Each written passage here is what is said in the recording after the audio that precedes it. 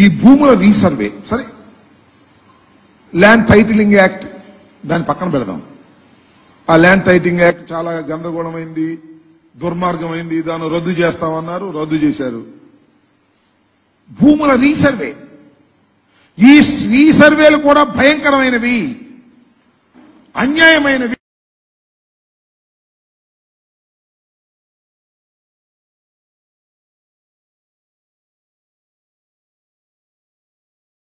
ఈ సర్వే వల్ల రైతాంగం తీవ్రంగా నష్టపోతున్నారు. మేము అధికారంలోకి రావడమే ఆలస్యం, ఈ రీసర్వే కూడా తీసేస్తామని చెప్పేసి ఎన్నికల్లో అనేక ప్రగల్భాలు పలికారు. వాస్తవానికి అవన్నీ కూడా వేసి చూపించాలి. కొద్దిగా ఇది క్లారిటీ లేకపోవటం వల్ల చంద్రబాబు నాయుడు గారు ఏ సందర్భంలో ఏమన్నాడు, జగన్మోహన్ రెడ్డి గారి గురించి, ఈ రీసర్వేల గురించి, ఈ రీసర్వే ఎంత ప్రమాదకరమైంది, మోసపూరితమైంది, ఈ రీసర్వే చేయటం వల్ల రైతులు నష్టపోతారు, జగన్మోహన్ రెడ్డి గారు కావాలని రైతుల్ని నష్టం చేయడం కోసం ఈ రీసర్వేలు పెట్టాడు అనేటువంటి మాట మాట్లాడారు. ఆయన మాట్లాడటం కాకుండా వస్తుందా, వస్తే ఒకసారి గౌరవ ముఖ్యమంత్రి నారా చంద్రబాబు నాయుడు గారి ఎన్నికలకు ముందు ఏ విధంగా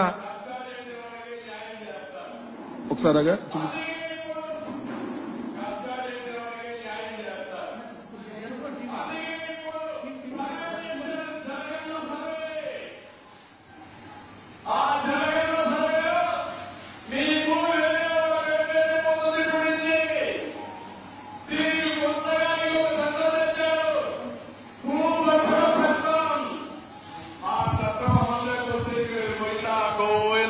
అప్పీరే లేదు. ఇప్పుడే లాయర్లు చెప్పారు ఈ సర్వే లోపభూయిష్టం, దీనివల్ల లాభం లేదు. మీ భూమి నాదిగానో, నా భూమి వేరే వాళ్ళుగానో, లేకుంటే వాళ్ళకి అవసరమైతే 22A పెట్టి ప్రభుత్వ భూములు కొట్టేసే ప్రయత్నం చేస్తున్నారు. ఈ భూరక్షణ చట్టం సమాజానికి చేటునిస్తుంది. నేను అందుకే హామీ ఇస్తున్నా, ప్రభుత్వం వస్తానే భూరక్షణ చట్టాన్ని ఆపి మీ ఆస్తులు కాపాడే బాధ్యత తెలుగుదేశం పార్టీదని చెప్పి నేను మీకు తెలియజేస్తాను. ఆ భూమి కూడా జాగ్రత్తగా చూసుకోండి.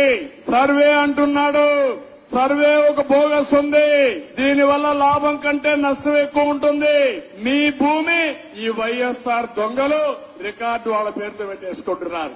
అక్కడి కుయ్యోమూరని వస్తే రాయబారాలు పెట్టి మధ్యస్థాలు చేసి సెటిల్మెంట్ కు వచ్చే పరిస్థితికి వచ్చారు. చుక్కల భూములు కూడా వీళ్ళ ఇష్ట ప్రకారం లంచాల కోసం కక్కుర్తుపడి డబ్బులు వసూలు చేశారు. సర్వేల్లో కూడా కావాలని చుక్కల భూములు పెట్టేసి వీళ్ళతో మాట్లాడుకుంటే మళ్ళా పేరు మార్చి అందరికి లంచాలు ఇచ్చే పరిస్థితికి వస్తున్నారు. పిచ్చ ముదిరింది, ఫ్రస్ట్రేషన్ పీక్ వెళ్ళారు. ఇవన్నీ కూడా ఎన్నికల సమయంలో ఈ రీసర్వే మీద, భూముల రీసర్వే మీద పెద్ద ఎత్తున దుష్ప్రచారం చేశారు. ఇది జగన్మోహన్ రెడ్డి గారు చేస్తున్నారనేటువంటి గందరగోళం చేసేటటువంటి ప్రయత్నం చేశారు. సరే, ఈ రీసర్వే మీద గందరగోళం చేసి ఎన్నికల్లో సరే కారణాలు ఏమైనప్పటికీ వాళ్ళు గెలిచారు, అధికారంలోకి వచ్చారు. ఎన్నికలు అయిపోయిన తర్వాత కూడా 17/7/2024 భూముల రీసర్వేని నిలిపేస్తామన్నారు. అది చూడే నెక్స్ట్ ఉంటుంది. భూముల రీసర్వేని మొత్తం నిలిపివేసేటటువంటి బాధ్యత చంద్రబాబు నాయుడు గారు మేము తీసుకుంటారని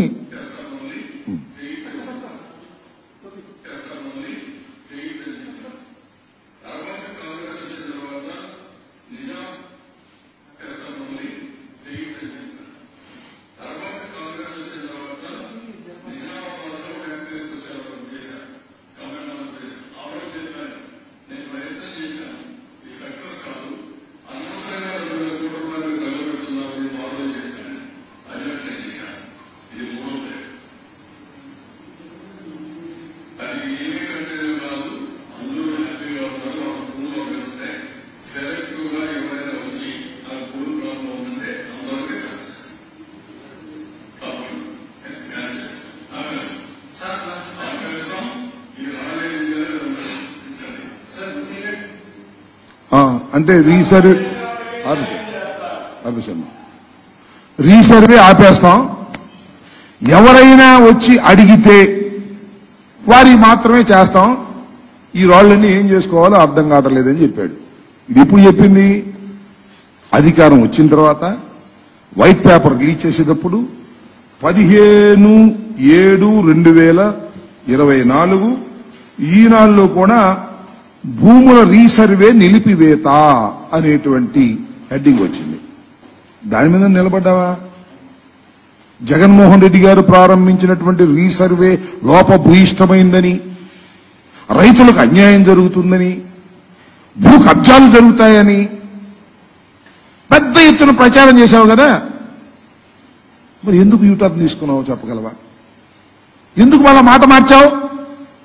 ఎందుకు మళ్ళా రీసర్వే చేస్తాము అనేటువంటి మాట ఎందుకు మీరు మాట్లాడుతున్నారు అంటే, సరే నేను అనొచ్చు అనకూడదు, చంద్రబాబు నాయుడు గారు మరి 70 సంవత్సరాలు దాటినటువంటి వ్యక్తి, ఈనాడు, ఆంధ్రజ్యోతి లేదా ఆయనకున్నటువంటి పత్రికలు ఆయన ఒక పెద్ద మేధావని, ఆలోచనాపరుడని, చాలా దాని దూరదృష్ట కలిగినటువంటి వ్యక్తిని, ఎన్సైక్లోపీడియా అని చాలా గొప్పగా రాస్తారు.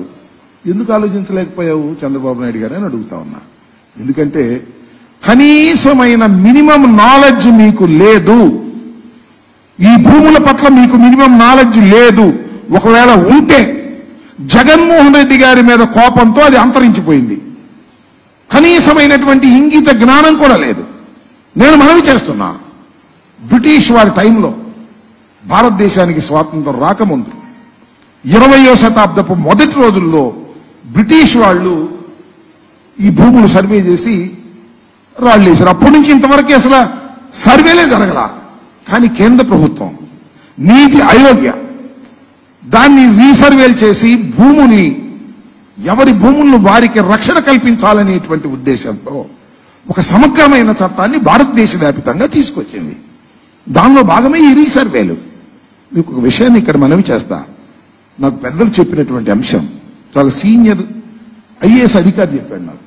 ఏమనంటే, ఇతర దేశాల్లో భూ వివాదాలు వెరీ మినిమం 3% మాత్రమే ఉంటాయి, మ్యాక్సిమం ఉంటే 3%. మన భారతదేశంలో ఎంతో తెలుసా?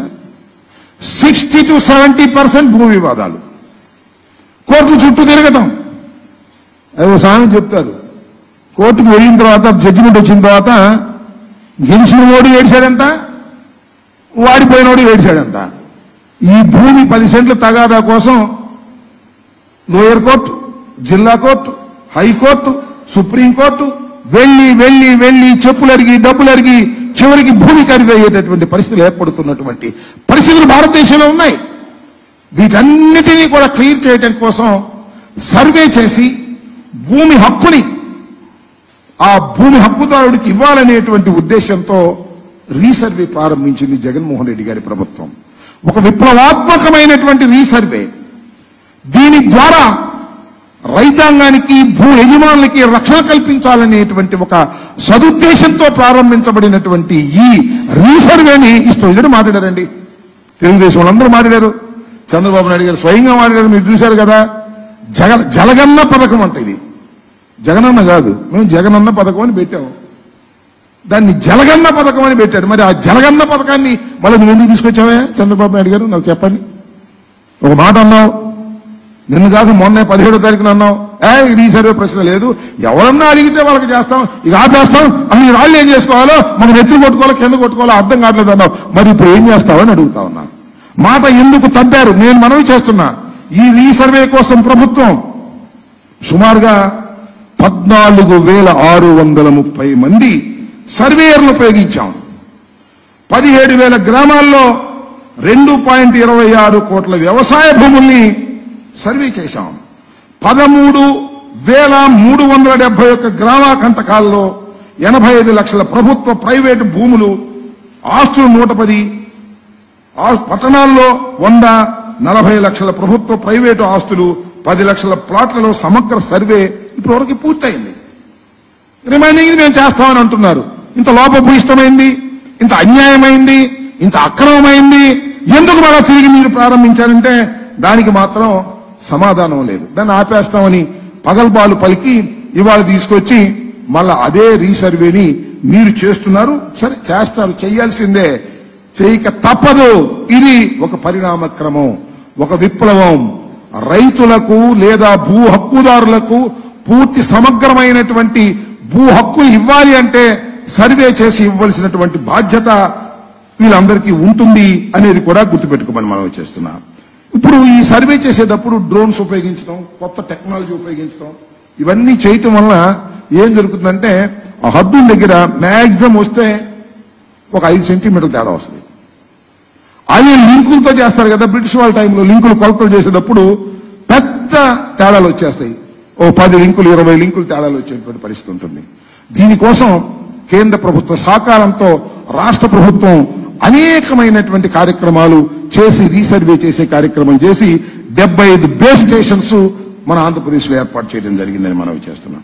అలాంటి గొప్ప కార్యక్రమం ఇవాళ వైఎస్ఆర్ కాంగ్రెస్ పార్టీ ప్రారంభించి చేస్తే ఎన్నికల దాకా దాని మీద ఎంత దుష్ప్రచారం చేయాలో అంత దుష్ప్రచారం ఎల్లో మీడియా, ఈయన తెలుగుదేశం పార్టీ నాయకులు ఇష్టం వచ్చినట్టుగా బహిరంగ సభల్లో చెప్పి చెప్పి చెప్పి ఏదో నమ్మించేటటువంటి ప్రయత్నం చేశారు.